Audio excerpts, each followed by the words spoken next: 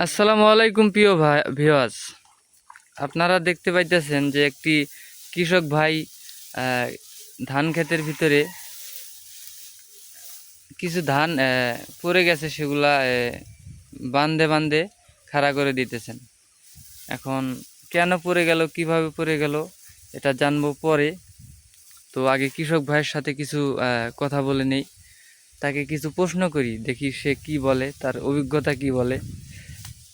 আচ্ছা ভাই, এখানে যে ধানগুলো পড়ে গেছে কি কারণে পড়ে গেছে?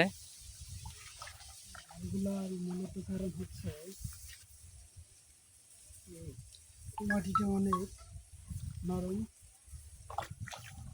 আশেপাশে গাছ আছে, অনেক ছায়া ধানের, এই জন্যই ধানটা মানে একটু নরম হচ্ছে আর কি,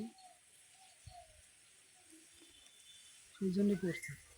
ও, ছায়াযুক্ত জায়গা নাকি? হ্যাঁ হ্যাঁ হ্যাঁ। আপনি কি সেচ নিয়েছিলেন খেতে? ছিলাম একবার ভাই, ও, শুকায় নেই, এখনো শুকায় নেই। ও, আশেপাশে সবার কুপিতে শুকায় গেছে, এটা শুকায় নেই। ও। প্রিয় ভিউয়ার্স, দেখেন আশেপাশে অনেক ধান আছে, এগুলা একটা ধানও বাতাসে পড়ে নাই, কিচ্ছু করতে পারে নাই। দেখেন অনেক ধান আছে এখানে, আশেপাশে কোনো জমিতে ধান পড়ে যায় নাই। দেখেন ক্ষেতের ভিতরে পানি নাই, বৃষ্টি হয়েছে কিন্তু পানি নাই, শুকায় গেছে, পানি নাই, মাটি একদম শক্ত।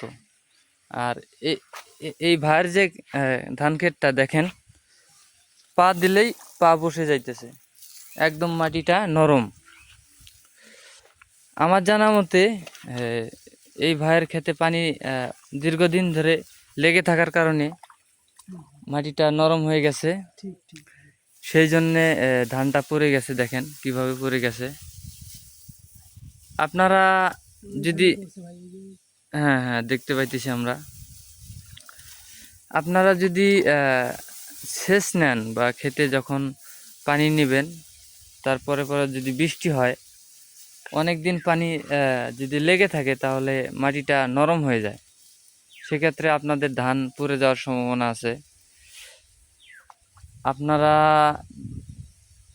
যখন মাটিটা মানে বৃষ্টি যদি না হয়, তখন তো সেচ নিতেই হবে, পানি নিতেই হবে। পানি নেওয়ার পরে যদি অতিরিক্ত বৃষ্টি হয়, তখন পানিগুলো আমার জানা মতে পানিগুলো বের করে দেবেন। কেননা পানি না বের করে দিলে মাটিটা পানি লেগে থাকবে, মাটিটা নরম হয়ে ধানগুলো অল্প বাতাসে পড়ে যাবে। আপনাদের করণীয় হলো ধান ক্ষেত থেকে পানি অতিরিক্ত পানি বের করে দিবেন, মাটিটা শুকায় যাবে। মাটিটা শুকানোর পরে শক্ত হয়ে যাবে। তারপরে যদি আপনি আবার বৃষ্টি হলে তো ভালোই হয়, আর যদি বৃষ্টি না হয় তাহলে আবার আপনি পানি নিতে পারবেন, এতে করে কোনো সমস্যা নেই। কিন্তু অতিরিক্ত পানি রাখবেন না খেতে, কেননা আপনারা এত কষ্ট করে ফসল চাষ করবেন, এত কষ্ট করে আবাদ করার পরেও যদি ধানগুলো পড়ে যায় তাহলে তো নষ্ট হয়ে যাবে, ধানগুলো পচে যাবে। ধান পাকার আগে আগে দেখবেন যে গ্যাস বাইর হইতেছে, কাটার আগে আগে নষ্ট হয়ে যাবে, এতে করে আপনাদের অনেক লস হবে। আমরা কেউ চাই না যে আমাদের এত কষ্টের ফসল বা যে কোনো জিনিস হেলায় হেলায় নষ্ট হোক বা যে কোনো কারণে নষ্ট হোক। সেই জন্যই মূলত ভিডিওটি করা, যে আপনারা যাতে বুঝতে পারেন যে কি করলে ধানগুলো পড়বে না, সে কারণেই ভিডিওটি করা। আপনার অতিরিক্ত খেতে পানি লেগে থাকলে অবশ্যই পানিটি বের করে দিবেন।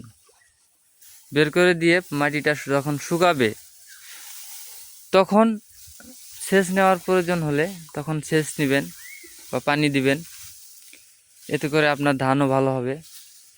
আপনার ধানগুলো এভাবে পড়বে না, হেলে যাবে না বাতাসে। আশা করি ভিডিওটি দেখে বুঝতে পেরেছেন। ভালো থাকবেন দর্শক। আসসালামু আলাইকুম। আর অবশ্যই ভিডিওটি ভালো লাগলে চ্যানেলটি সাবস্ক্রাইব করে আমাদের পাশে থাকবেন।